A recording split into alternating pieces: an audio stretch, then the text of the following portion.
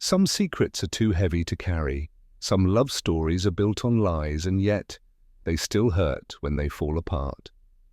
This is the story of a woman who changed her name to bury the past, and a man who had to choose between truth and forgiveness.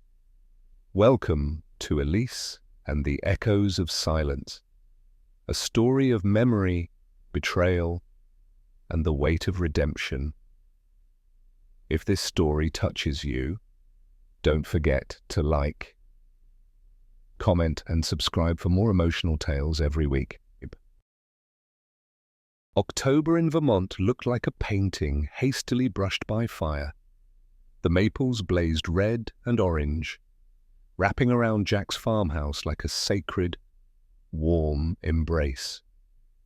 A light breeze whispered across the fields, carrying the scent of wildflowers and the faint trace of fermented wine from the old cellar below. Upstairs in the attic room, Elise stood before the mirror. A sheer, white veil rested gently on her shoulders, catching the morning light and glowing like mist. Her wedding dress fit so perfectly. It felt stitched with memory's every seam, a quiet longing, and a lie she couldn't unravel.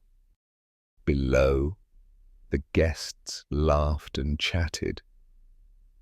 Country music drifted softly through the house, as if trying to lull everyone into a dream. But no one knew the bride was biting her lip, struggling to stay composed, because today she was marrying the man she loved more than life, and he had no idea who she really was. In the mirror, Elise didn't see herself. She saw Lena. There's no turning back now. The door opened. Ava, her bridesmaid and best friend since college, walked in, eyes bright like candlelight. You ready, gorgeous? I think so. Or at least ready enough to walk out there. Jack's been looking at the chapel door for the past 10 minutes, like you're the last breath he's holding on to. Elise let out a soft laugh, but her chest tightened. Jack didn't know. He didn't know she had once been part of the scandal that made him leave the Herald. Didn't know that Lena, the name behind the leaked stories, the so-called traitor, was now Elise. She wasn't a traitor. She was someone who had chosen the truth, the wrong time. When the music shifted, Ava took her hand. Come on, before you change your mind. Elise nodded. Her hands were cold, but every step she took felt like a dream she couldn't wake from. Under the white flower arch, Jack stood tall in a charcoal tuxedo, his brown hair swept back, his pale blue eyes locked on Elise, as if each step she took was pressing into the fabric of time. You look like you stepped out of a dream. Elise didn't respond. She just looked at him, and for one fleeting moment, forgot why she'd been trembling all morning. The minister began to speak. The room quieted. Elise felt Jack's hand wrap gently around hers, steady, trusting. Elise, do you take Jack to be your husband, to walk with him through joy and hardship, and be faithful all the days of your life? I do. Jack, do you take Elise to be your wife, to love and cherish her, even when you don't yet understand everything? I do, with all my heart. And then they kissed.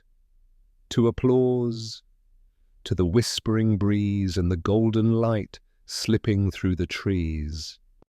Elise smiled, but that smile didn't fully belong to this moment.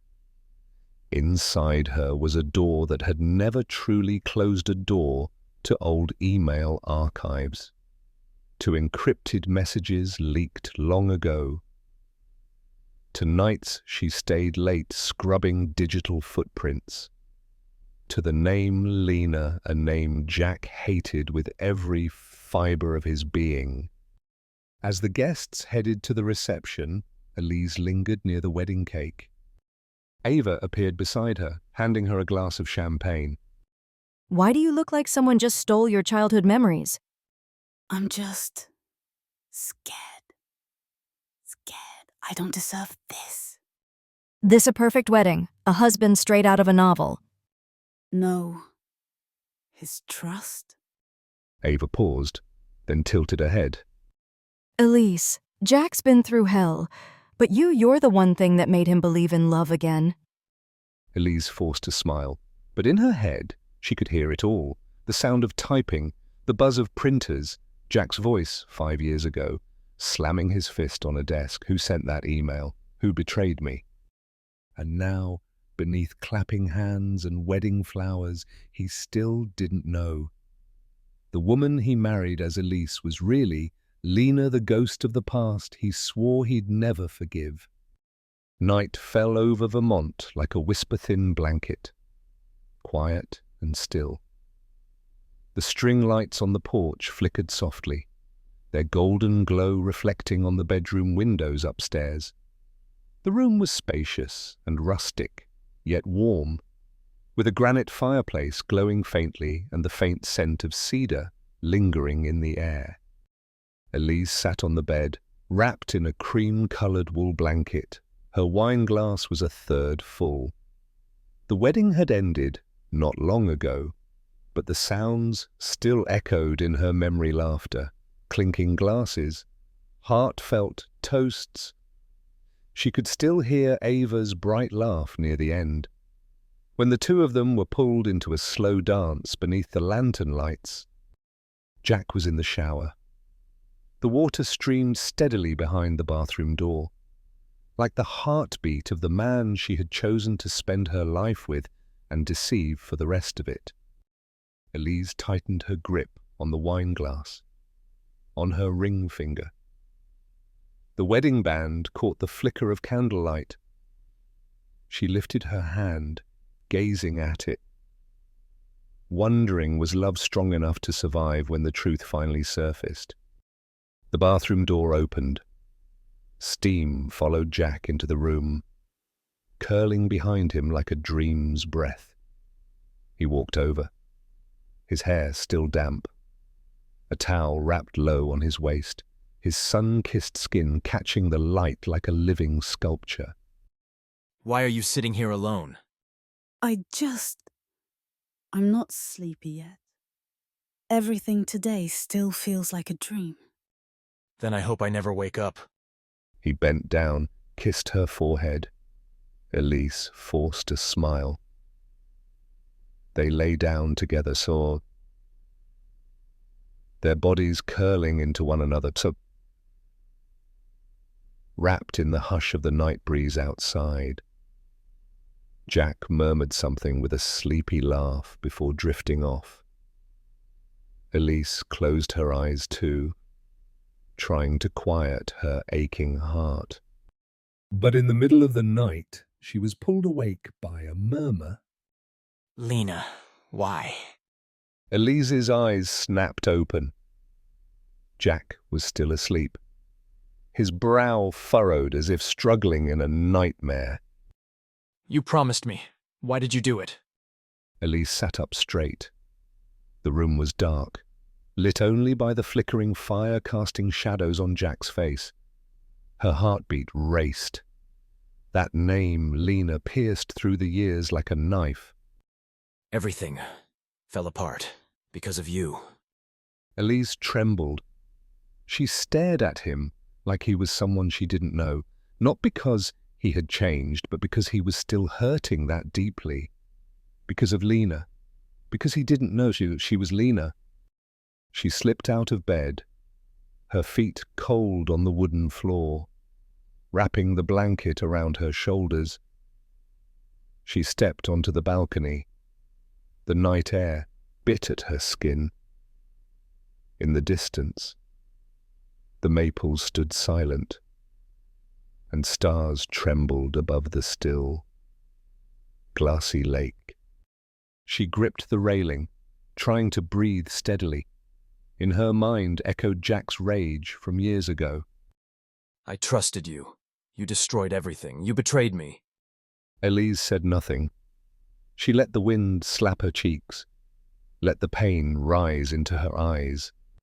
She had believed that if she loved him enough, lived a good life, buried Lena, and became Elise, the past would sleep quietly.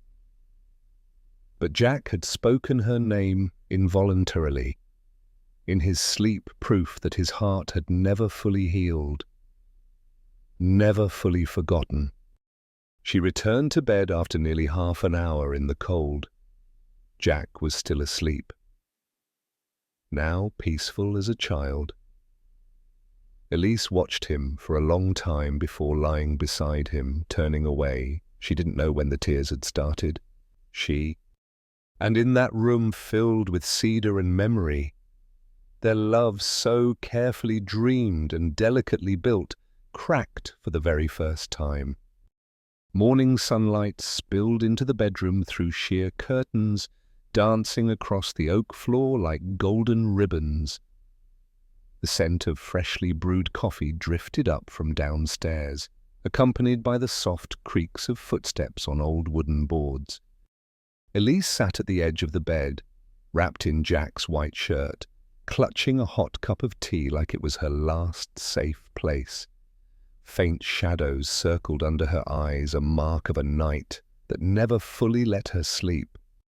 She had meant to speak, right after his dream, after he murmured Lena's name into the darkness, but her lips had sealed shut, as if some invisible force had gripped her soul with fear. Jack walked in holding 2 plates of warm pancakes, melting butter glistening on top, drizzled with walnut syrup. Does my wife like sweet things in the morning? Your wife will eat anything you bring to her in bed like this. They laughed, a soft, warm sound, almost strong enough to patch the crack left by the night before. Almost. Jack sat beside her, brushing her hair gently behind one ear. You okay? Yeah, just a little tired. Yesterday, it was a long day. You've seemed distant. If something's bothering you, I want to know. This is the start of our life together, right? Elise didn't answer right away. She looked at Jack, saw the kindness in his eyes, a kind of tenderness reserved only for those we trust completely.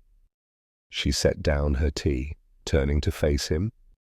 Jack, if one day I told you something hard to hear, would you forgive me? Jack paused, his fork frozen mid-air. What are you trying to say? Elise inhaled deeply. This was the moment. She could say, "I'm Lena," and everything would shift. Painfully. Maybe permanently, but at least the truth would return to where it belonged. But then the phone rang downstairs. Jack stood instinctively. Might be Lydia. She's managing the new project team at the Herald. I'll go check. Elise nodded, like someone pulled back from the edge of a cliff. As the door closed behind him, she sank down, burying her face in her hands. She hadn't done it. Not yet. Not again. And with every hesitation, the shadow of Lena weighed heavier on Elise's chest, reminding her that no one can truly love what they do not fully know. Noon sunlight draped Vermont in a velvet glow. The air was crisp and clear, and golden leaves drifted lazily on the breeze. Falling across the front lawn of the colonial-style house Jack had inherited from his father, a woodpecker tapped from deep in the woods, one of those sounds you only heard in the old corners of New England, and something about it made Elise feel like she was living inside someone else's dream. She and Jack made lunch together in the kitchen. Elise chopped salad while Jack fried eggs and toasted bread. They didn't say much, but the silence between them wasn't heavy. It was simply quiet, as if the world had grown tired and was finally allowed a day of rest. Jack turned on the radio. A soft country song played a story about a woman leaving town with a broken heart and a torn suitcase. I used to hear this one back in high school, in my dad's old pickup truck. I thought your dad was a doctor. He was a doctor with a very serious pickup obsession. Every Sunday morning, he'd pile the family in for fishing. Music had to come from cassette tapes. If it wasn't Garth Brooks, it got fast-forwarded. Elise laughed, a real laugh, not the kind that hides something. But then, when Jack looked at her a few seconds too long, when his eyes softened with a love that felt almost holy, Elise felt her throat tighten. I think I need some air. Just a walk. I'll come with you. No, it's okay. I just want to sit by those maples you showed me yesterday. I'll be back soon. Jack nodded, not pressing. Elise slipped on a jacket and grabbed a notebook and pen items she still carried, a habit from her reporting days. She left the house, cut through the harvested field, and followed the wooden fence to the largest tree at the hill's edge. It was a red maple, so old its roots broke through the earth. Beneath it stood a weathered pine bench, rough but sturdy. Elise sat, opened her notebook but didn't write. Her hands trembled. She stared at the last page, the one she'd written 3 months ago, right before saying yes to marrying Jack. Who is Elise without Lena? And would Jack still love Elise if he knew she used to be Lena? Elise closed her eyes, her mind filled with all the times Jack had spoken of. The woman who betrayed me, who made me lose everything. He didn't know that she, the woman he now trusted without question, was the reason he walked away from journalism, the reason he once sat in an empty apartment for 3 years without writing a single word. She'd meant to confess last night, this morning, but didn't, because she was afraid of losing him. But more than that, she was afraid. She wasn't brave enough to love him with the truth. The sky shifted. Light began to slant. Elise sat for nearly an hour, unmoving, unwriting. Her thoughts crawled back through every buried memory, leaked emails, her redacted article, that final staff meeting when Jack walked out after seeing the name. Lena E. Maddox in the briefing notes. Back then, she thought she was right. Now, all she saw was the cost of truth, 5 years spent living like a ghost. Her phone buzzed, a message from Jack. Don't go too far. You vanished for 15 minutes and I already feel like I'm missing a part of myself. Elise smiled, and it hurt. She walked back slowly. Each step felt like carrying a weight she had no place to set down. That afternoon, they washed the car together.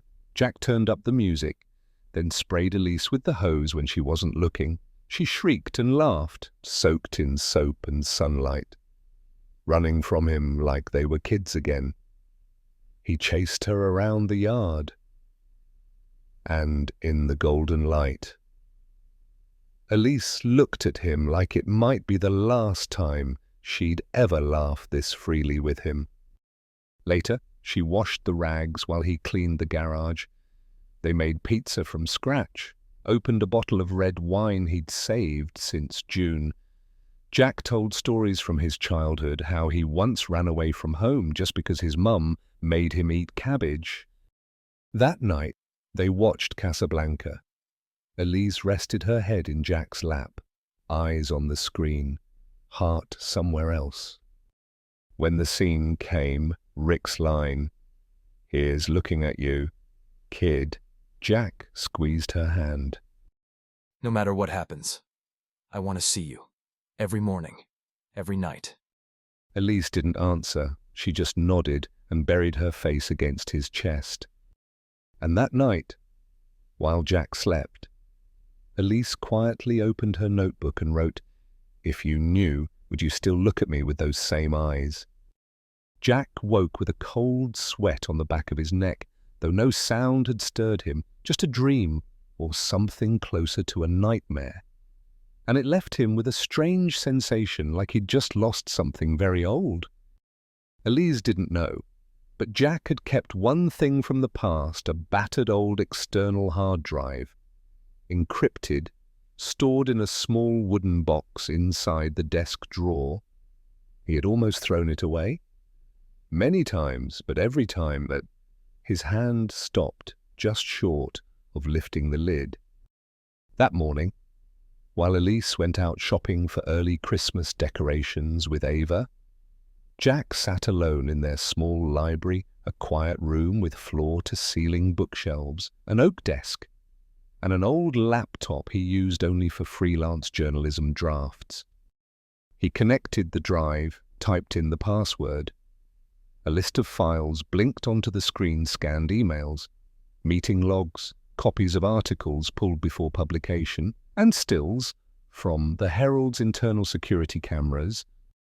Jack opened each file like a man following his own footprints through snow. He wasn't looking for a criminal. He was looking for peace. But then he froze. A folder he didn't recognize had appeared. Recovered wash at Lydia transfer, last modified 3 months ago. He stared at the name. Lydia, his former colleague, the only one who had stayed in touch after it all fell apart. She once told him, Someday you'll want to see it all again. When that day comes, remember I kept a backup. Jack clicked on the first email. Subject line, FW Internal Anonymous Bulletin, Issue 04. The sender was masked, but the formatting, the phrasing, the rhythm of the words, it was hauntingly familiar. He opened another, then another, then leaned back in his chair. Hand pressed to his lips, eyes no longer focused on the screen, but staring into a past that had just roared back to life. We had a mole. Someone used the anonymous internal system to leak sensitive emails. They knew the encryption. They knew my patterns. That person sat with us every morning. He didn't want to believe it, didn't want to dig deeper, but the obsession had lived inside him too long, and now it was wide awake. Jack stood, crossed to the bookshelf. He pulled down an old black notebook, flipping through its worn pages. Inside was a list of names, people from the investigative team he once led, people with access to the leaked files, people he once called friends. He stopped at a name outlined in red, Lena Maddox. Beneath it, a scrawled note he'd written years ago. No complete record, limited personal info, no family photos, name change at least once, change at least. Jack closed the notebook, his head spun. That afternoon, he called Lydia. The conversation lasted 12 minutes. He asked about the backup folder. She confirmed she had sent it to him, as promised. But before hanging up, she said something that left Jack silent for a long time. Did it ever occur to you? Maybe they didn't do it to betray anyone, but to save something. Jack didn't answer, but her words stuck in his mind like a hook caught behind his ribs. That evening, when Elise returned, Jack was sitting on the porch with a glass of untouched whiskey. She approached from behind and kissed the back of his neck. What's got you sitting here like you're about to write the last chapter of a murder mystery? Do you ever wonder, if you had a chance to understand everything again from the beginning, would you take it? What do you mean? Everything. The things that made us lose trust. The things we thought we already knew. I don't know. I guess, sometimes truth isn't what we need most. But sometimes, it's the only thing we have left. He said it with a small smile one Elise couldn't tell was warm or ice-cold. She smiled back, but inside, her world tilted, because she knew Jack had just stepped onto the very path she had been trying to block at all costs. Rain fell softly the following evening, each drop tapping gently on the porch roof like the rhythm of an unwritten symphony. The little house in the woods turned unusually quiet, filled only with the crackle of the fireplace and the scent of hot chocolate drifting from the kitchen. Elise had just finished her shower. Her hair was still damp, and she wore a thin wool robe as she made her way downstairs. Jack had said he'd be working a bit more in his study, the room he once used to write and edit drafts back in his journalist days. She didn't think much of it, but as she passed the half-closed door, she froze. Jack's voice, low and steady, came through the gap, and the words he used made her blood run cold. No, I don't want to dig up everything. I just need access to the old internal email system, the logs from the 3 months leading up to the leak. Elise held her breath. She stood as still as a tree shadow, half hidden behind the wall, her heart pounding inside her chest. Yeah, I know they scrubbed it from the main system, but the backup has to be in the archive server. Lydia mentioned it once. She said the logging system was never touched. Elise gripped the staircase railing, her fingernails pressed into her skin. It hurt, but not as much as the fear rising in her throat. The sound of typing followed, steady, fast, deliberate. Jack was working, but to Elise, it sounded like he was tearing through every mask she had spent months carefully stitching together. She couldn't walk away, and she couldn't just step in and pretend it was coincidence. So she stood there, caught between two rooms, one of truth and one of lies. I need to trace the IPs of the emails sent through the anonymous system. If any of them match devices that logged into the newsroom, I'll know who it was. Elise closed her eyes. In her mind, a cascade of words she had once typed, edited, and sent through proxies, VPNs, encryption, all of it was her. That night, when Jack shut down his laptop and stepped into the living room, Elise was sitting in the armchair, reading, or pretending to. You're still up. Couldn't sleep. The rain's keeping me awake. I was just going over some old files. There are a few things that never quite added up. Elise looked at him and smiled. You always need a reason for everything, don't you? Not always, but with certain things. If you don't find the truth, it stays lodged in your mind, like a splinter. Elise set the book down. Her hands were freezing. If something ever happens, I want you to know I never meant to hurt you. Jack paused. His eyes met hers, not with suspicion, but depth, a depth that searched. I don't think there's anything you could do that I wouldn't forgive, as long as you don't lie to me. Elise nodded, but inside her, a crack had formed, and she knew Jack had started to follow the footprints she thought she'd buried long ago. The golden light of dusk poured through the wide glass windows, softening the living room with a velvet hue. Elise sat back in the armchair by the window, hands wrapped around a cup of hot herbal tea, eyes quietly following Jack outside. Hunched over a pile of old wood and a handsaw, he was fixing the long wooden bench, an old piece his mother used to sit on every morning to read the paper. Everything moved slowly today, warmly. A typical Sunday, the kind of peace people don't notice until it's about to vanish. Elise felt a tightness in her chest, part of it from fatigue after yesterday's trip to New York, part of it because she hadn't just brought back dusty city shoes, but a truth, long buried, still clinging to her like dust in her chest, waiting for a strong enough wind to stir it free. Jack walked in, sleeves rolled up, hair tousled by the wind. He set the toolbox down and smiled. This bench is just as stubborn as Mom used to say. Every time I try to throw it out, it makes me remember something. Maybe it's not furniture. Maybe. It's memory dressed as wood and nails. You sound like a philosopher. Just sometimes I think we don't keep things because they're useful, but because they remind us there's something left in us that's still real. Jack looked at her. A silent look. No questions, no pressure. Just the presence of a man who had lost much, trying to rebuild a home out of what remained. You've seemed off since yesterday. Just tired.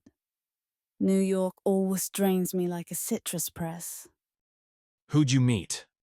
Elise stiffened, just for a split second. Then she smiled and lifted her tea. Ava. We met at that French bakery near Madison Square. I asked her to help pick out a few things for Christmas. Jack didn't push, but his gaze slowed, like he was reading the folds between her words. She knew he had suspicions, but he didn't yet have cause to confront them. The afternoon passed in small motions. They cooked a simple dinner, grilled salmon, steamed asparagus, barley salad. Elise put on old jazz records. And when Louis Armstrong sang, What a wonderful world, Jack extended his hand. Dance with me. Here, in the kitchen. Got a better dance floor in mind. they swayed gently on the wooden floor. Elise rested her head on his shoulder. His sweater smelled like fresh wood and laundry soap. Everything felt real, so real it hurt. Jack. If there's something I haven't told you, I'm not sure you could forgive me. But I didn't do it to hurt you. Jack paused. The music played on, but they stood still. Just the two of them, in the flickering firelight, with the heartbeat of someone on the edge of confession. What are you trying to say? Elise opened her mouth. For a moment, she stood at the ledge, one step to truth, one step to freedom, even if it meant falling off the edge. I used to work in journalism before I met you. I know, you told me you did some freelance writing. Not just a few pieces. I was at the Herald. Jack leaned back slightly. You worked there. Yeah, for a short time.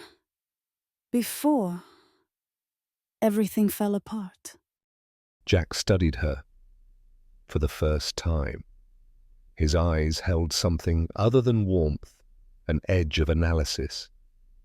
Elise knew that if she said just 2 more words, I'm Lena, the mask would fall, but her throat locked up. she couldn't. Instead, she turned away, reached for a glass of water on the table. I don't want to go back to that. That place made me lose my sense of self. I just want to start again with you. From zero. Jack said nothing. He just stood there, like someone watching a door open only to have it slam shut before he could see what was inside. That night, Elise sat alone in Jack's study. She opened his laptop and typed into a nameless document. There's something more painful than the truth. It's reaching the edge of it, and choosing to swallow it back down. Snow had been falling gently since early morning, dusting the bare maple branches out front in a soft coat of white. Jack was out back splitting firewood, while Elise was in the kitchen preparing apple cinnamon waffles. The smell of cinnamon and melting butter mingled in the air, seeping through the log cabin like the flavor of a winter novel written in scent.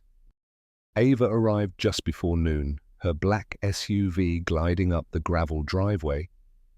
She stepped out in a long coat, a red wool scarf, and snow-covered leather boots, the polished look of a Boston media professional who never quite left the city behind, even when visiting an old friend. Elise rushed out to greet her, hugging Ava tightly under the grey sky and sharp winter wind. I thought you couldn't pry yourself away from your office. Only for you. and for the smell of cinnamon waffles I could catch from halfway down the road. They laughed, arm in arm, stepping into the house. Jack followed a moment later, greeting Ava with a polite handshake before slipping away to... Let the ladies catch up. They drank tea by the fire. Ava had always been observant, and Elise had always been a terrible liar whenever someone looked at her too closely. You okay? Why do you ask? The way you smile, it's a little forced, like senior year when you hid the breakup with Luke for a whole month. Elise smiled but said nothing. Ava glanced around. The house was very Jack books, wood, topographic maps, framed family photos, but as her eyes passed over Elise's desk in the corner of the reading room, something made her stop. An old ID card, peeking out from under a stack of sticky notes, the faded logo of the Herald, still recognizable. Ava stepped closer, pretending to reach for a pen, her eyes flicking quickly over the card. Name?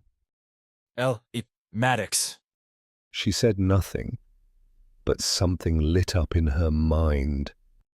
That afternoon, Elise took Ava for a walk through the snowy woods behind the house. The trail was dusted in white, their boots crunching softly over the path, arms linked for warmth. Has Jack ever talked about what happened at the Herald? Not much. He's still hurt. I don't think he ever truly got past it. And you? May. Yeah, you used to be Lena, didn't you? Elise froze. The cold didn't come from the snow anymore. It came from somewhere deeper. Ava. I saw the ID card. I know you wouldn't leave something like that out unless you were secretly wondering if someone should see it. Elise didn't reply. She just kept walking. You love Jack. I don't doubt that. But if you keep this secret, it'll kill both of you. You think I don't know that? I think you do. But I also think you believe you can outrun time. Elise lowered her head. Snowflakes clung to her hair, melting like tears that didn't need to fall. That evening, Ava left for Boston earlier than planned.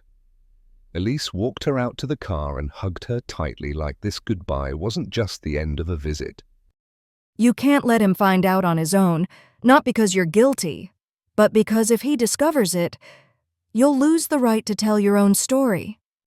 Do you think if I told him, he could forgive me? No one knows, but you owe him the truth, and you owe yourself the courage. Ava drove away, leaving Elise alone in the snowy yard. Night was falling, but inside her, darkness had arrived long before that. Monday morning draped a thin veil of fog over the hills of Vermont. Jack sat in his small library, a cup of coffee long gone cold resting untouched by his left hand. The laptop screen glowed dimly, displaying a newly received folder from Lydia, sent just a few hours earlier. The note was simple, Jack. This is a scan from the backup archive of the event photo system. Might make you remember something you thought you'd forgotten. Jack opened the folder. Hundreds of old photographs appeared, neatly arranged in rows, press conferences, panel discussions, behind-the-scenes shots. Some he remembered vividly, others felt like strangers. Each photo a frozen moment in the whirlwind of his final years at the Herald, years he wore like a badge and a scar. He scrolled quickly until one photo made him stop. In the image, 3 people were sitting in the office cafe. The window behind them reflected the blur of pedestrians outside. But Jack's eyes focused only on the woman on the left. Dark brown hair falling loose. Chin tilted slightly. A paper cup in hand. She was smiling. A tilted smile so familiar it hurt. So uncanny it made his skin crawl. The caption below the photo read, "Investigative Team, Lena, Gordon, Mila, 2016. Jack zoomed in on the woman's face. His hand trembled. He pulled a framed wedding photo closer, the one of him and Elise standing among the maples, sunlight threading through her hair like golden silk. He compared once, then again. It wasn't coincidence. It wasn't resemblance. It was Elise. It was Lena. He sat frozen for a long time. In his mind, 100 fragments of repressed memory shattered all at once like safety glass hit dead on. Elise dodging questions about her old job. The way she stiffened at any mention of the Herald. Her line, I used to write a few freelance pieces, and the look in her eyes every time he spoke of betrayal. He reopened Lydia's email and read the postscript again. Some things, when seen again, never look the same, but the truth doesn't change because of it. Jack closed the laptop. He stood up without a word. Elise was in the backyard watering the plants. Through the glass door, he saw her silhouette against the dew-soaked grass, peaceful, gentle, a lie. He didn't go out, he didn't confront her, not today. That evening, they had dinner like usual. Elise talked about how Ava had sent photos from their walk. Jack nodded, smiled at the right times, but his eyes no longer held her the same way. Inside him, a war had started. He wanted to ask, right then. But the part of him that had loved her, like he'd never loved anyone else, was afraid of the answer. While Elise washed the dishes, Jack went upstairs to his study. He opened a drawer and pulled out an old notebook. The last page had something scribbled years ago about Lena. He added a new line, Elise Maddox equals Lena Maddox. No more doubt. He underlined the equal sign 3 times.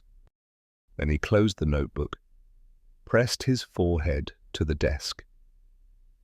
And for the first time in years, he didn't know whether to follow the truth or his heart. Night in Vermont was so still you could hear the snow slipping from the roof onto the porch.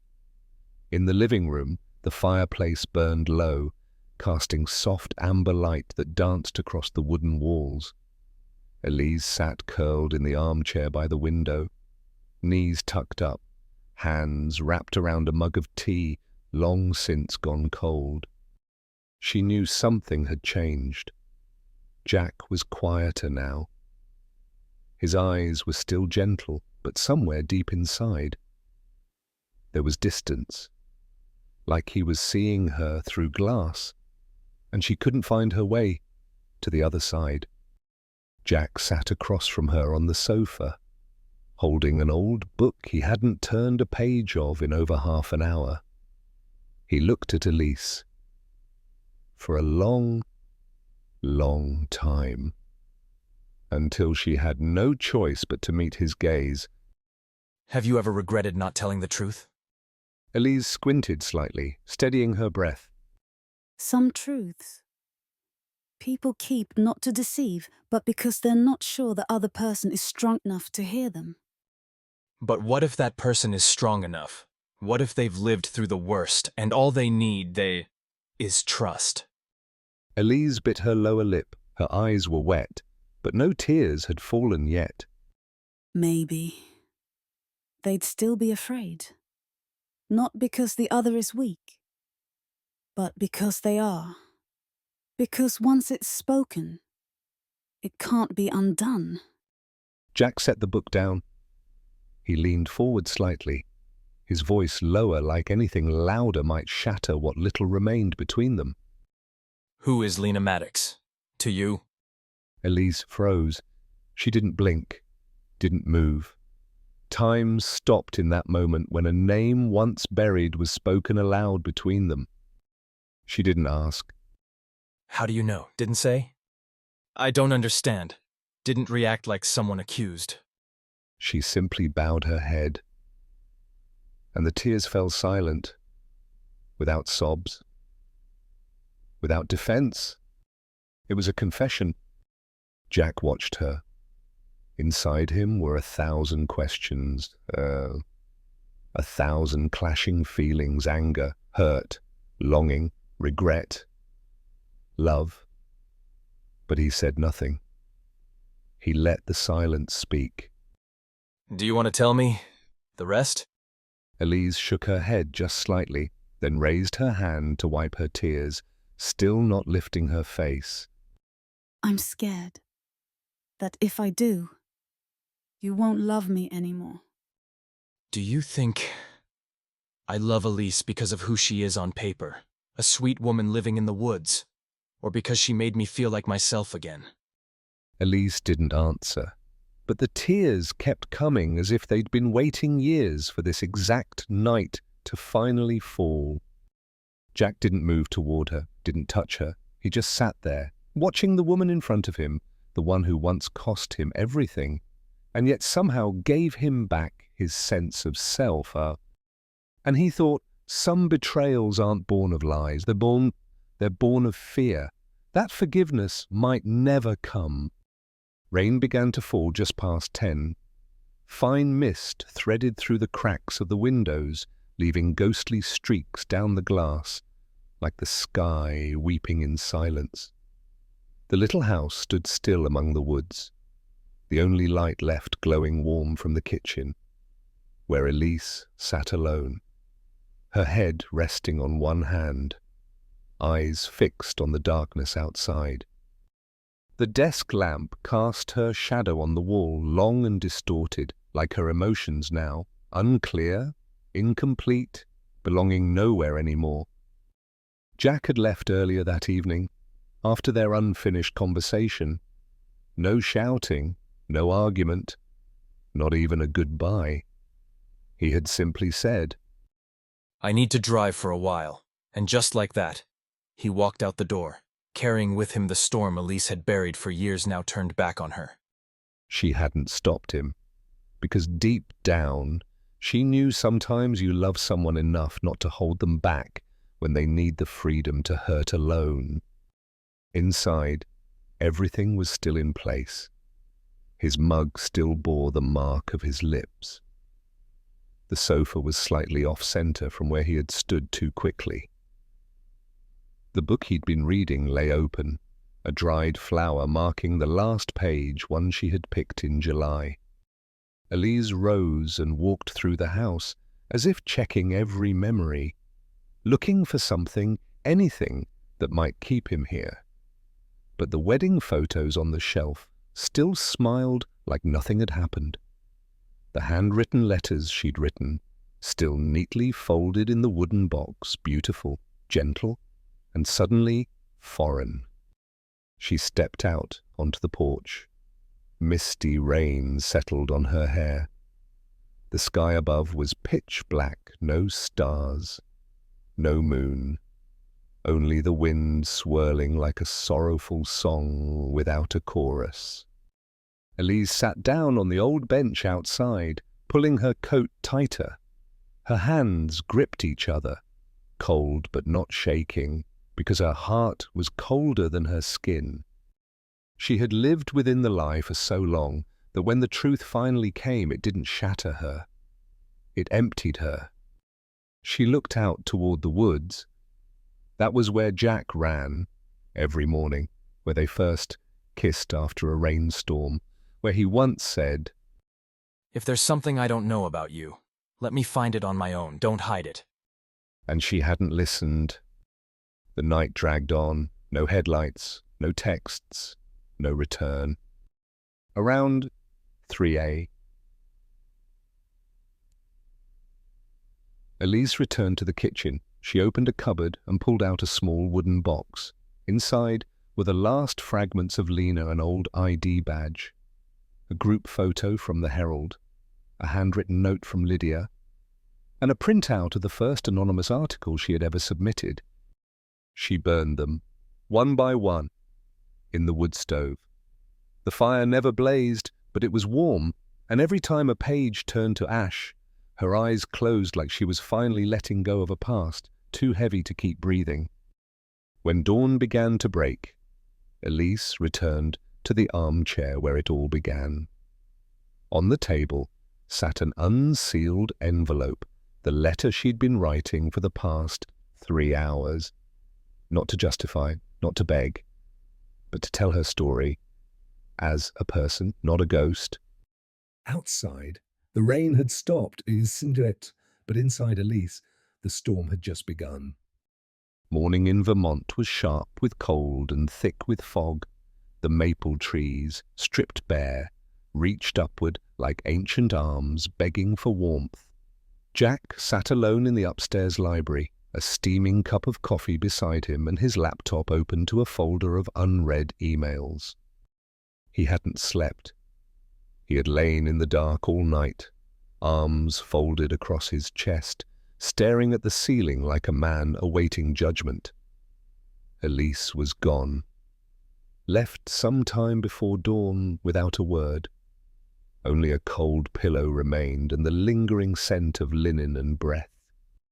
His inbox pinged with a new message from Lydia. Subject line: Personal confirmation. Confidential. Jack clicked it open. The first line made his heart skip. Before you ask anything, I need you to look closely at the photo below. Then tell me, is this Elise, your wife? He scrolled down. A black and white photo appeared. Grainy and old, taken from a Herald office security camera 8 years ago. It showed a group of people around a conference table. But not all of them mattered. Only one. The woman on the left profile turned slightly, eyes fixed toward the lens. No smile, no pretense. A calmness Jack knew too well. He zoomed in closer. Again? That face was Elise, There was no mistake. but the caption below said plainly, Lena E. Maddox, IT and Internal Content, The Herald, 2016. Jack's hands dropped from the keyboard, falling to his lap. His head emptied like someone had pulled back the curtain, only to reveal a hollow stage. He picked up his phone and called. Lydia, she answered on the third ring. I saw it. It's her. It's Elise. She didn't destroy you. Jack, that day? I know you were broken, but it's time you knew the rest. Jack said nothing. Lydia exhaled slowly, her voice calm like a forgotten broadcast, finally allowed to play. She joined the Internal Security Project in late 2015. She found a breach documents being mishandled across departments. She tried to report it, got warned off. Weeks later, the first anonymous leak happened. It was her I confirmed it, but not to sabotage you, to protect you from chains you didn't even realize were wrapped around you. Jack squinted. His hand gripped the phone tighter. Why didn't you tell me? Because she asked me not to. She disappeared right after, changed her name, vanished. I thought she was dead until I saw Elise, your new wife, and I knew. Lydia sent another image, this time. It was a wedding photo Jack and Elise posted to a social media page by Ava. No facial recognition software needed, because Jack's heart recognized the truth before his eyes ever could. He shut his eyes, rested his head on the desk. He remembered the time Elise didn't answer when he'd asked. If you were the one who made me lose everything, would I still love you? He remembered the silence, the tear that had fallen to her hand, the silence that was the confession he hadn't dared to accept. Lydia said something else, but Jack no longer heard. Outside, the rain began to fall steady, like the heartbeat of a door once locked, now slowly opening. He reached into the drawer, pulled out the letter Elise had left the night before. The first line read, Jack, if you're reading this, It means I no longer had the courage to wait for you to return. The letter was long, no pleas, no defense. Just a life compressed into one final breath, the breath of a woman who had lived in love, in fear, and in fragile hope that truth wouldn't kill love, but free it. The last line struck him hardest. I don't know if I deserve forgiveness, but I hope that one day, when you tell this story, you'll call it love, not betrayal. Jack set the letter down, stood up.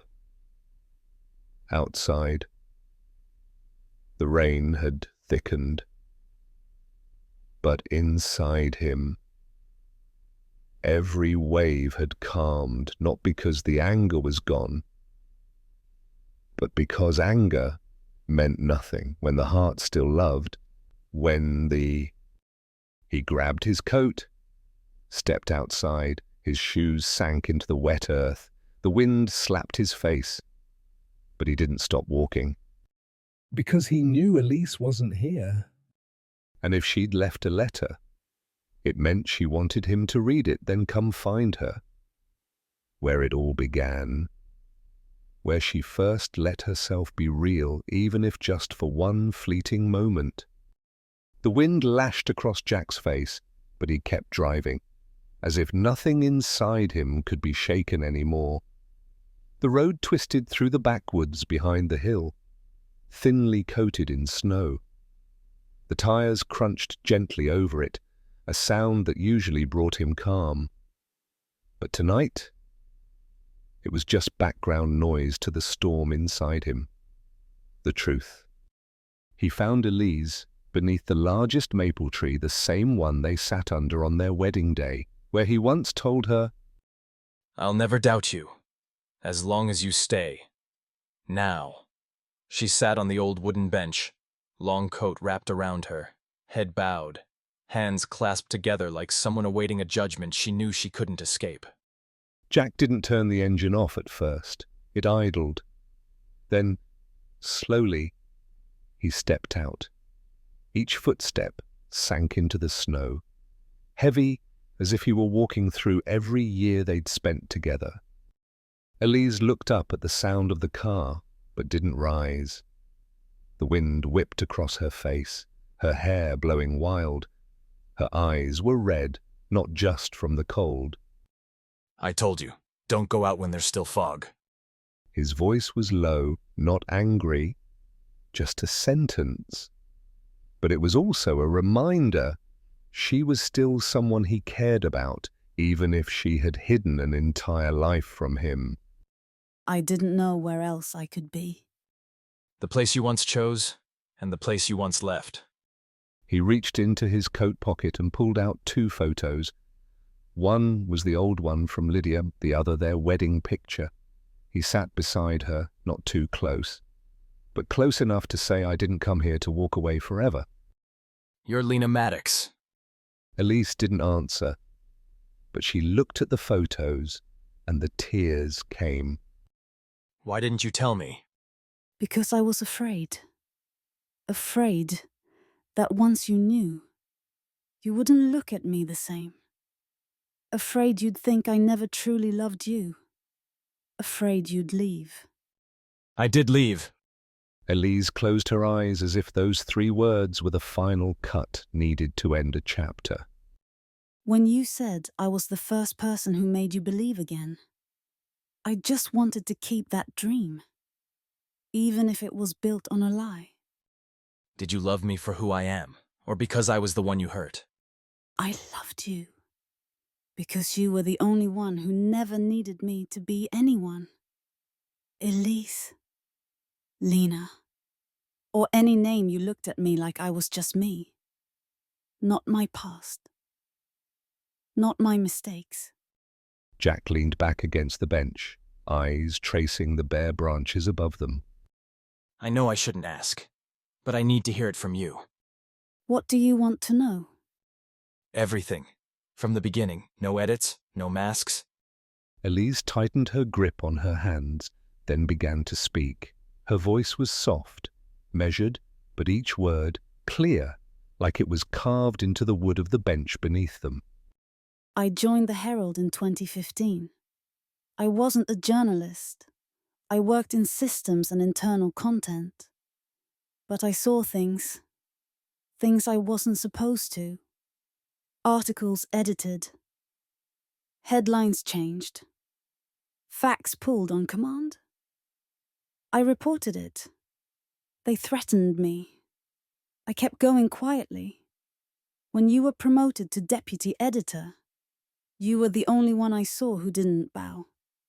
So I watched you. Not to destroy you, to protect you. How? I used the anonymous internal system to leak documents. I signed off as Echo. But some people suspected you. I never meant for you to lose your job. I thought they'd investigate. Find the truth. Jack nodded, not in agreement but in understanding. And why did you disappear? After the final meeting when you were forced out, I knew nothing could be fixed. Lydia told me to vanish. I changed my name. Moved to Vermont. Cut all ties. I thought I'd live like a ghost. Until I saw you again at the book fair. You didn't recognize me. And I didn't stop. Jack was quiet. For a long time. Elise lowered her head. Her shoulders trembled. I know you may never forgive me. But if you can carry this, keep it between us, never speak it. Never espouse it. I'll be forever grateful. Jack turned to her. His eyes softened, but his voice stayed firm. Elise, I didn't come here to punish you. But I can't pretend nothing happened. I just need to know the woman I love. Was it really you? Or was it a role played so well? I never knew. It was me. Every minute with you was real. They sat in silence, though. No one touched the other. But in that stillness, something unspoken passed between them, and something else was forgiven. The rain had stopped. The wind stilled. Just two people. Under one tree. In the middle of the woods. At the crossroads of love and deception. She didn't know how long she'd been sitting there. The candle on the coffee table cast a wavering shadow that stretched with every breeze sneaking through the window crack. Elise wasn't counting the hours, only the moments her heart clenched when the wind changed direction. She sat alone in the living room. The fireplace was cold. The overhead lights stayed off. Just a single half-melted candle flickered on the coffee table, casting an amber glow that clawed at the ceiling like time leaving scratch marks. A cup of cold tea rested in her hands, tasteless, as if every sense had shut itself down, trying to avoid the one truth her heart couldn't ignore. Jack was gone. He'd left that morning. No goodbye. No look of blame. Just his back straight and deliberate, disappearing beyond the front door. And the car engine roaring to life, like the end credits of a story with no soundtrack. Elise hadn't cried. Not then. Not all day.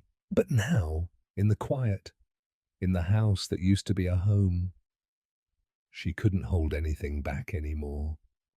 She stood and walked to the bookshelf where Jack always kept his unfinished manuscripts. Her fingers brushed over the spines, stopping at a slim leather notebook, brown cover, worn edges. It was their morning ritual, book coffee notes, little wishes, favorite moments. She opened to the last page. Jack's handwriting, slightly slanted but strong, stared back at her. I love how you drink tea with both hands. Like if you let go, the world might fall apart.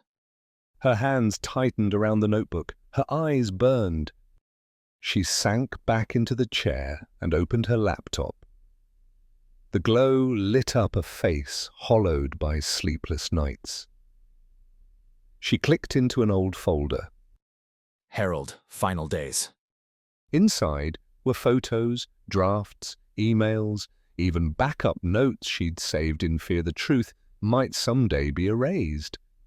But she didn't open any of them. She just stared at the file names like reading the names of wounds that had scarred but never been cleaned. She saw Jack again. In that boardroom years ago, his face furious, his eyes betrayed. His voice echoed, "Saeti," low and broken like a verdict handed down. I trusted you. I thought this place could stand for something. But it was all just a show. He hadn't looked at her when he said it, but Elise felt every word hit her like stones on thin ice, cold and cracking. Back then, she said nothing. She thought silence was the only way to keep him from losing more. But now she knew sometimes. What someone needs isn't protection. It's faith. Elise closed her eyes. She wondered if she vanished tomorrow. Would Jack remember her as Elise or just as Lena? She didn't have the answer. She only knew this, the love in her heart. It was still real. And real love, no matter how quiet, had never been a lie. The breeze whispered through the cracked window. Elise didn't rise to shut it. She left it open as if saving space for hope to return. The clock buzzed softly at 6:00 a.m., but Elise hadn't slept.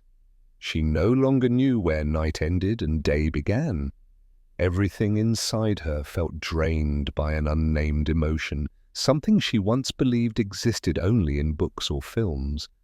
Now, it sat beside her like a quiet stranger in the house that once belonged to two. Morning light wasn't strong enough to chase away the still darkness in the kitchen. Elise sat upright at the dining table. In front of her, a cold cup of tea and two photos, one from their wedding day in Vermont, where they laughed with hands tightly clasped, and the other, taken in the Herald's office, Lena Maddox, younger, her gaze tilted as if hiding something. The wind hissed outside. The last few maple leaves of the season tapped against the glass like fingers knocking. Elise paid no attention. She had sat there for over an hour without writing, without reading, only breathing and waiting. When the sound of a car drifted in, it wasn't hope that rose first, it was fear.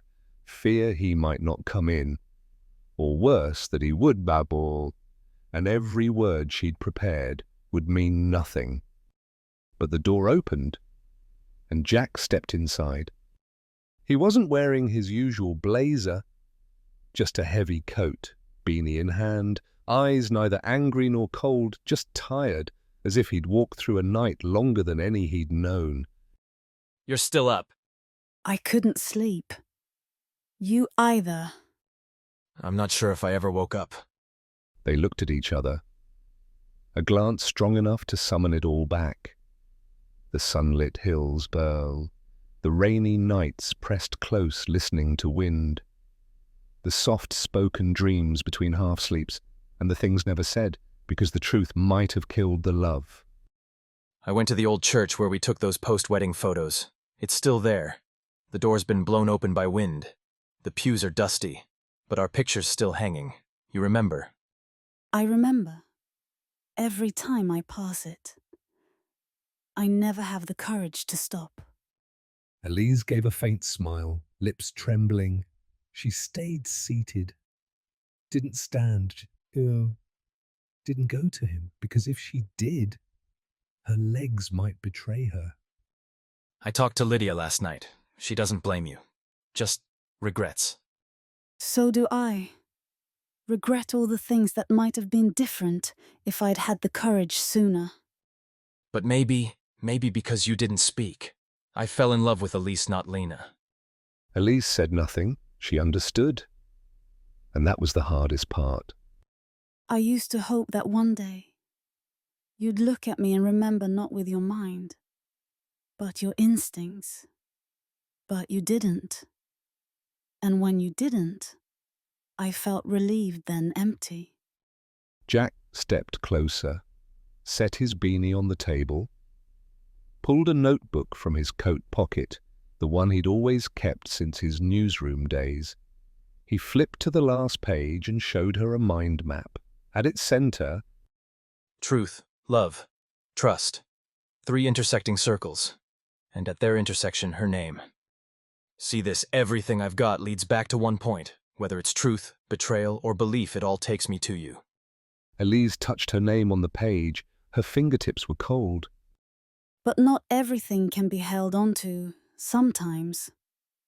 We have to learn to love from a distance to avoid hurting each other up close. I don't know if I should stay or go, but I know I can't live like this never happened. Then go. But go as someone who loves me, not someone running from me. They held each other's gaze. No words, no tears. Just a silence, stretching between two hearts, stubbornly clinging to what's already broken. If one day I'm strong enough to face this again, will you still be here? I don't know. But I'll still be me, more real. More whole, even if it's without you. Jack bowed his head, stepped forward, held her. Not urgently, not passionately, but just like a man embracing the last warm thing in a world going cold. Thank you for letting me love you even when I didn't know who I was loving. Elise closed her eyes, didn't let the tears fall. She only breathed in deep, trying to hold on to his scent one last time because she knew there might not be another. When he left, she didn't follow. She stood in the doorway, watching his silhouette fade into the thin morning fog. No screaming, no calling out, just a whisper. To herself. I'm not hiding from you anymore. Not after today. She went back inside, took the wedding photo and placed it into a wooden box, then opened her laptop. The anonymous confession page reappeared. The cursor blinked, waiting for a first word not to explain, but to begin something new. Near noon, sunlight slanted through the kitchen blinds. The dense morning fog had lifted, but the light wasn't quite radiant. It felt like Elise's state of mind no longer shattered, but not yet at peace. She sat alone at the small desk in the corner of the room, once Jack's workspace. The room still carried traces of him, the scent of old paper, a fountain pen still half full with ink, and an antique clock ticking gently. On her laptop screen, the website was open, simple interface, no logo, no login, just one centered line of text. If you've held something too long in silence, let it speak here. Anonymous, no judgment. Elise placed her fingers on the keyboard. She didn't know what she would write. But for the first time, she felt she no longer had to hide. Not for anyone, not for forgiveness, just for herself, just. Her fingers began to type, slowly. Each word, a heartbeat, restored to a heart that had once gone silent. You might have read the anonymous emails sent to a major newsroom in 2016. Emails that changed the course of an investigation, cost people their jobs, and turned one man into a target of the very system he trusted. I was the one who sent them. She paused, took a deep breath. Her hands steady now, her doubt gone. I didn't do it because I hated him. I did it because I believed that if I didn't, he would go on being used as a symbol without knowing who was pulling the strings. I couldn't use my real name. I was afraid. I loved him even knowing that loving him might mean losing him forever. She stopped again, looked out the window. A squirrel leapt from one maple branch to another. Graceful, free, asking for no justification. She turned back to the keyboard. Continued. Today, I sit here after he's found out who I am. There's nothing left to hide. Nothing left to hold on to. But still, I want to tell this, not to explain, but to let go. To let go of the need to become someone else just to be loved. To let go of the guilt for making the right choice in the wrong way. I am Elise Maddox. But before that, I was Lena Maddox, and both of those women loved the same man with everything they had. A single tear dropped onto the trackpad, and she let it fall. She didn't wipe it away. It was part of healing. Elise typed the final line, "I'm not asking to be forgiven, I just want to be heard." She clicked. Send. A soft sound echoed. No fireworks. No applause. But inside her, something had unknotted. Lighter. Emptier. But more true. She sat quietly for a few more moments, then closed the laptop, got up, slipped on her coat, stepped out onto the porch. The wind blew through her hair, soft as a familiar farewell. She lifted her face to the sky-welled sun, where the sun wasn't bright, but enough to remind her even winter, too, must pass. 7 p.m. New York glowed beneath the streetlights and towering glass buildings, reflecting the chaos of life below. But in a 17th floor apartment, everything was strangely quiet. No TV, no music, just the tapping of keys and Jack's tired sighs. He sat at his desk, laptop open in front of him, half a glass of whiskey to his right. His inbox was overflowing with urgent subject lines. Need response by EOD. Confidential request. Urgent, legal follow-up. But Jack wasn't reading any of them. His eyes stopped at one peculiar email. No sender name. Just a link and a single line in the subject. Sometimes the truth doesn't need a name. He hesitated, set the glass down, moved the cursor, clicked. The anonymous confession site appeared. Simple layout, just text on white. No images, no signature, no trace of identity. But from the very first line, Jack's heartbeat skipped. You might have read the anonymous emails sent to a major newsroom in 2016. Emails that changed an investigation, cost people their jobs, turned one man into a scapegoat of an entire system. I was the one who sent them. His hand left the mouse. His eyes didn't blink. He read word by word, line by line, as if a part of himself was being peeled away and scattered across the screen. I didn't do it because I hated him. I did it because I believed that if I didn't, he would continue being used as a symbol without ever knowing who he was serving. Jack closed his eyes. A deep breath escaped from somewhere deep in his chest. Each sentence cut through the armor he had wrapped around himself for years. And when he reached, I am Elise Maddox. But before that, I was Lena Maddox. And both of those women loved the same man with everything they had. Jack leaned back in his chair. His heart didn't ache the way he expected.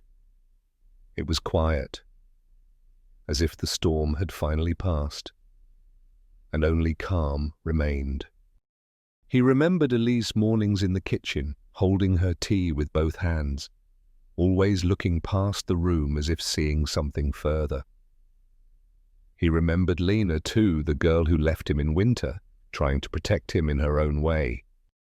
And now they were one, not separate, not opposites, Just one person with all her reasons, her flaws, and her love.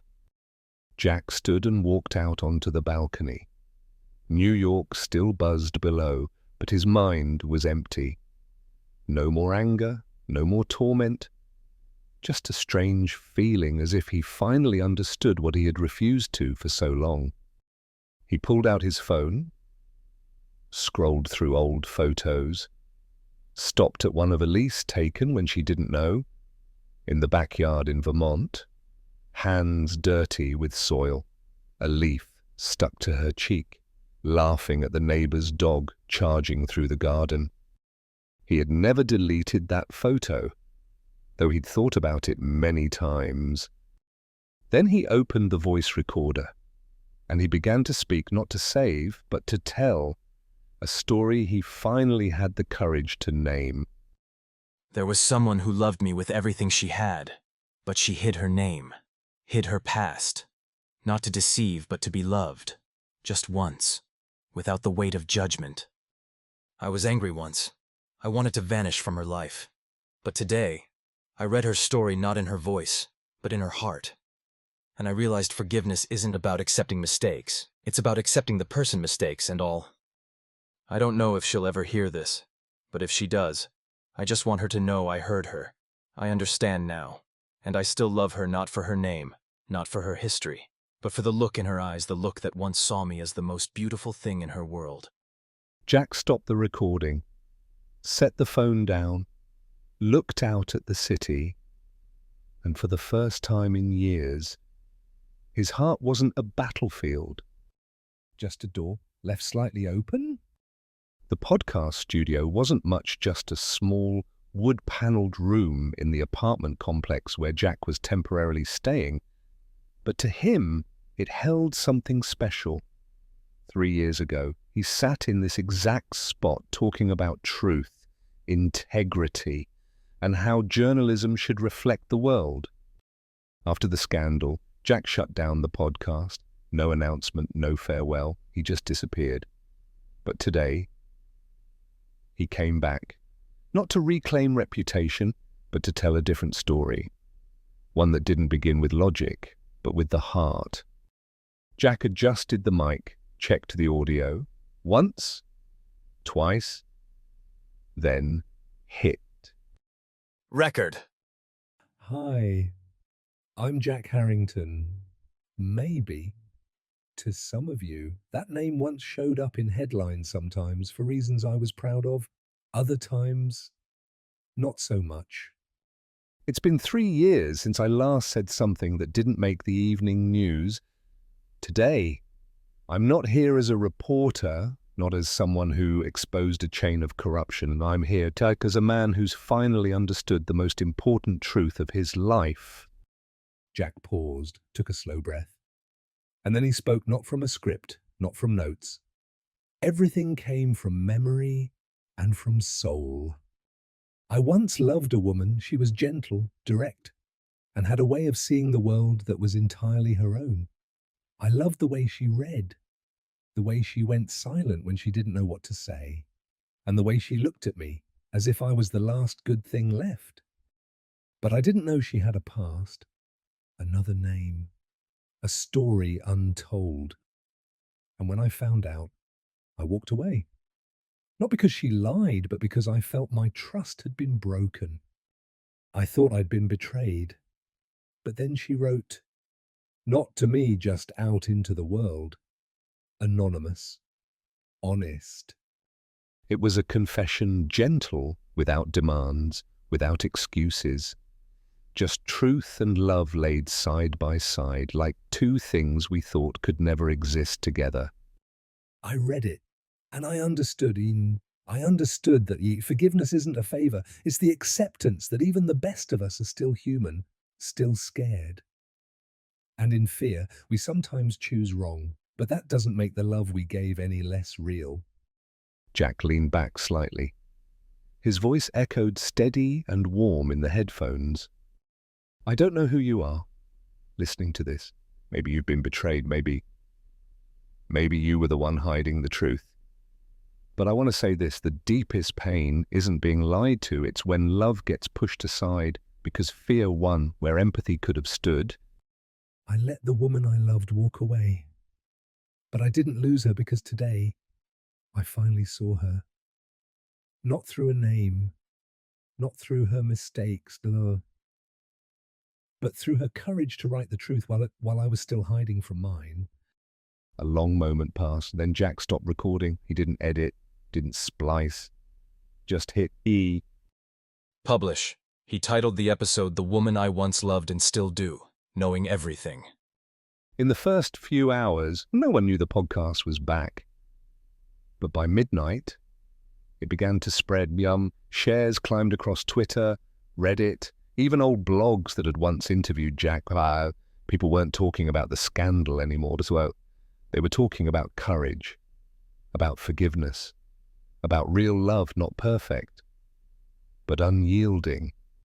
And somewhere far away, in a wooden cabin on a Vermont hillside, Elise sat alone by the fireplace, holding her headphones. Silent tears streamed down her face as a familiar voice rose in the cold of night. If you're listening to this, then I want you to know I finally understand why you chose silence. And I know, and if that love still lives, then it deserves to live again. Truer, braver, no longer nameless, no longer. In the fireplace, the flames crackled softly, casting a warm orange glow against the pale wooden walls. Elise sat in her fabric armchair, clutching her headphones like something very old and very dear.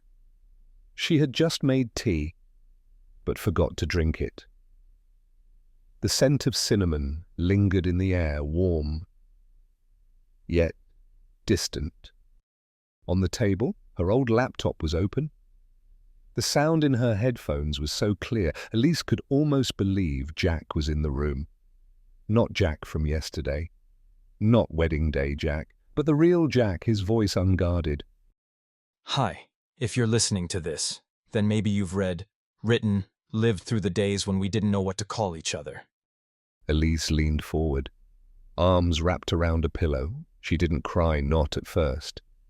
Her heart simply grew quiet, beat by beat, as if slowing down to hear more. You know, I once thought I was the one betrayed, but now I see I was the one loved so deeply. You had to hide yourself. A soft sob escaped her throat, not from pain, but from the sheer release of knowing someone finally understood what she had feared no one ever could. And now, someone did. He did. Outside the window, snow was falling, quietly, not trying to blanket the world, just falling, because falling is what snow does. Like loving something Elise had never truly stopped doing, whether her name was Lena or Elise. I'm not telling this story to explain myself, not to reclaim anything. I'm telling it because if there's someone out there hiding who they are, just to be loved, I want them to know they're not alone, and they deserve to be loved fully. Elise closed her eyes. The first tear slipped down her cheek and vanished into the wool scarf wrapped around her neck. She didn't rush to wipe it. Sometimes, crying was the only way to feel light again. Jack's voice paused, then returned slower, warmer. I don't know what will happen to us, but if one day you find yourself back at that cafe on the hill, the one with the wooden table by the window, where you wrote the first lines of a new life, maybe I'll be there, not waiting, just hoping. Elise laughed through her tears. She knew that table. She once carved a small line beneath it. Every beginning needs something that once broke. She removed the headphones and set them gently on the table. Said nothing. Sent no message. Didn't open her laptop. She simply stepped onto the porch, into the night, not to find someone, but to find herself. From her coat pocket, she pulled out a small folded paper, the printed copy of her confession. Saved since the day she sent it. Elise unfolded it and added one final line at the bottom. I didn't need forgiveness, but I was understood, and that is enough. She looked up and took a deep breath. Cold air filled her lungs, the scent of damp grass, wood smoke, and something else, something that felt like hope. Not every truth brings closure. Not every love survives the weight of silence, but sometimes, just sometimes, forgiveness writes its own ending. Thank you for staying with us until the final word. If you felt something, leave a comment, share your thoughts, and subscribe for more quiet stories that echo long after they end.